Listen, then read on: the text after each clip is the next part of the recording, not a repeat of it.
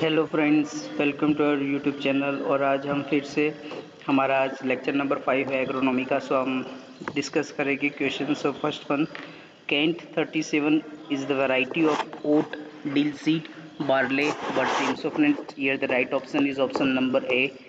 जो कैंट 37 है वो फ्रेंड्स ओट की वैरायटी है। Then second one, the king of fodder crop is lucerne, napier grass, oat, berseem. So friend याद कर रखना कि जो किंग ऑफ फोडर है वो बरसीम है और क्वीन ऑफ फोडर है वो ल्यूसन है। आप ये अच्छे से याद रखना, जो किंग है बरसीम है और क्वीन है वो ल्यूसन है। Third one, which of the following is the highest gravity dam in the world. कौन नीचे दिए गए में से कौन सा डैम है जो हाईएस्ट ग्रेविटी डैम है? सरदार सरोवर, शिवा समृद्ध, Hirakud, Bhakra Nangal. So friend here the right option is option number D, जो भाखरा नंगल डैम है। फ्रेंड्स भाखरा नंगल डैम ये वो भी याद रखना, वो सतलज नदी के ऊपर बांधा गया है और वो हाईएस्ट ग्रेविटी डैम है। ये आप अच्छे से याद रख लेना।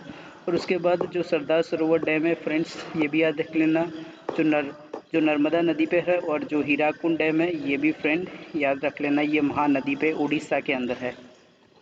Then fourth one, the optimum time of transplanting for BD tobacco is first fortnight of August, second fortnight of August, second fortnight of July, third week of September. So here the right option friends, second fortnight of August।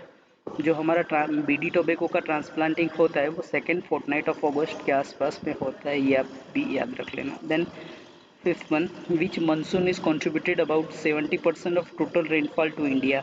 South west monsoon, south east monsoon, south north west monsoon, north east monsoon. So friends here the right option is option number A. South west monsoon होता है वो 70% contribute करता है, और वो जो friends जो 31% होता है वो नॉर्थ वेस्ट करता है। ये भी आप याद रखना, एक साउथ वेस्ट है और एक नॉर्थ ईस्ट है, उस ये दोनों याद रख लेना। और फ्रेंड जो नॉर्थ ईस्ट होता है वो फ्रेंड तमिलनाडु के अंदर सबसे ज़्यादा होता है, ये भी आप याद रख लेना। और जो हमारे यहाँ पे तो साउथ वेस्ट मानसूनी होता है, ये भी आप अच्छे से याद रख लेना। और जो फ्रेंड्स फर्स्ट रेनफॉल होता है वो फ्रेंड्स केरला में होता है, ये भी आप अच्छे से याद रख लेना। Then six one, the average annual rainfall of India is 1013, 1119, 1110 और 1920। So friends here the right option is option number A. The average annual rainfall of India is 1119 mm। So friends ये याद रख लेना, बहुत ही एग्जामों में ये क्वेश्चन पूछा गया है। Then after, major irrigation project cover cultural command area of how many hectare? 10,000 hectare, 2,000 hectare, 2,000 to 10,000 hectare, or above the 10,000 hectare. So friend here the right option is option number D, above the 10,000 Hector. So friends यहाँ पे याद रखना कि जो यहाँ पे तीन type के इरिगेशन प्रोजेक्ट होते हैं, एक फ्रेंड्स माइनर होता है, उसके बाद मीडियम होता है और उसके बाद मेजर होता है। जो माइनर इरिगेशन प्रोजेक्ट होता है वो फ्रेंड्स 2000 हेक्टर और बिलो द 2000 हेक्टर, और जो मीडियम होता है वो 2000 से लेके 10,000 तक होता है, और जो मेजर होता है वो अबव द 10,000 होता है। ये भी आप अच्छे से याद रख लेना। Then the book irrigation theory and practices is written by S R. Reddy, A M. Michael, Lenka D और Panda S T. So friends here the right option is option number B. जो irrigation theory and practices book थी वो ए.एम. मिचल साहब ने लिखी थी, ये भी आप अच्छे से याद रख लेना। Then the value of which potential is always positive? So friends, osmotic potential, metric potential, gravitational, or all of this? So friends here the right option is option number C। the value जो हमारा gravitational potential होता है वो always positive होता है, और वो जो फ्रेंड्स हमारा मेट्रिक पोटेंशियल होता है वो ऑलवेज नेगेटिव और जीरो होता है। ये दोनों में से कोई एक होता है, ये आप अच्छे से याद रख लेना। Then tenth, the ratio of mass of oven dry soil solid to the total volume of soil is also called as particle density, true density, bulk density, porosity। So friends here the right answer is option number C, bulk density. So friends आप अच्छे से याद रख लेना, दो ratio है mass of oven dry soil और उसका टोटल वॉल्यूम सॉइल का, जो सॉइल का टोटल वॉल्यूम है उसको बल्क डेंसिटी बोलते हैं। बट फ्रेंड यहाँ पे टोटल वॉल्यूम ऑफ सोइल की जगह टोटल वॉल्यूम ऑफ पार्टिकल्स बोलोगे। सो फ्रेंड्स यहाँ पे पार्टिकल डेंसिटी उसका राइट आंसर हुआ, ये भी आप अच्छे से देख लेना।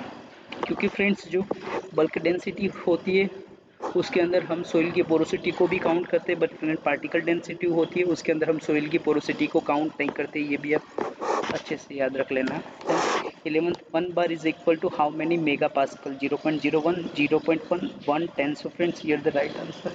Here the right answer is option number D. ये भी आप अच्छे से याद रख लेना। 0.1 होता है मेगा पॉइंट एक 1 bar is equal to 0.1 mega pascal, क्योंकि फ्रेंड्स इसका राइट आंसर 0.1 ही होगा, क्योंकि friends 1 bar is equal to 10,000 mega pascal होता है। ये भी आप अच्छे से याद रख लेना। Then 12th one, the moisture content at which wilting is complete and the plant die.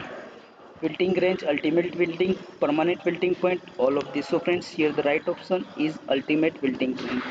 So friends, ultimate wilting point की रेंज होती है फ्रंट्स 460, ये भी आप अच्छे से याद रख लेना। 13 one, water retain in the soil between field capacity and permanent wilting point is known as capillary water, unavailable water, available water, free water. So friends, here the right answer is option number A, option number C. जो field capacity और permanent wilting point के बीच को होता है उसको available water बोलते हैं, ये भी आप याद रखना। और जो फ्रेंड्स कैपिलरी वाटर होता है वो प्लांट के लिए अवेलेबल होता है, ये भी आप अच्छे से याद रख देना। And 4th one, easily available water for plants is hygroscopic, non capillary, bound, capillary. So friend मैंने आपको अभी बताया जो प्लांट के लिए अवेलेबल होता है वो कैपिलरी वाटर होता है। Then 15 month, tensiometer is more suitable for with soil for moisture measurement, clay loam, sandy clay, loamy soil. So friends, here the right option is option number D. So friends, tensiometer होता है वो friends soil moisture tension को measure करता है और वो Sandy soil में सबसे अच्छा वर्क करता है, बट फ्रेंड वो क्ले सोइल में वर्क नहीं करता है, ये भी आप अच्छे से याद रख लेना। और उसकी जो रेंज होती है वो फ्रेंड्स 80 होती है, ये भी आप अच्छे से याद रख लेना। Then 16 one, which method is a direct method of measuring soil moisture? Gravimetric, neutron scattering, tensiometer, electrical resistant meter. So friends, here the right option is option number A. जो ग्रेविमेट्रिक मेथड होता है वो direct method of measuring soil water होता है, ये आप अच्छे से याद रख लेना। Then 17th, the most critical stage for moisture requirement by maize crop, tasseling, silking, knee high, seedling. So friends, here the right option is, sorry friends, इसका आंसर आएगा टेसलिंग सर्च, क्योंकि फ्रेंड्स जो मेज होता है उसके अंदर friends पोटेंट्री condition पाई जाती है और पोटेंट्री कंडीशन में पहले मेल मैच्योर होता है, मीन्स जो टेसलिंग होता है वो पहले मैच्योर होता है। सो फ्रेंड्स मॉइस्चर के लिए क्रिटिकल स्टेज टेसलिंग है। सो फ्रेंड्स आप याद रख लेना टेसलिंग है, यहाँ पे मैंने गलत दिया हुआ है, सिल्किंग नहीं आता। 18 which stage is the most critical stage for soil moisture in ground nut crop? Flowering, pegging, pod development, both B and C. So friends, here the right option is option number D. जो friends pegging और pod development in groundnut के अंदर है वो दोनों ही most critical stage है soil moisture के लिए, ये आप अच्छे से याद रख लेना। Then 19 tensiometer work up to the tension of, मैंने आपको बोला जो टेंसियोमीटर होता है वो सोइल मॉइस्चर टेंशन को मेजर करता है और वो कितने टेंशन तक करता है। सो फ्रेंड्स 0.85 बार, ये भी आप अच्छे से याद रख लेना। देन 0.95 नहीं आएगा फ्रेंड्स, 0.85 आएगा, ये आप लिख लेना, थोड़ा करेक्शन कर लेना।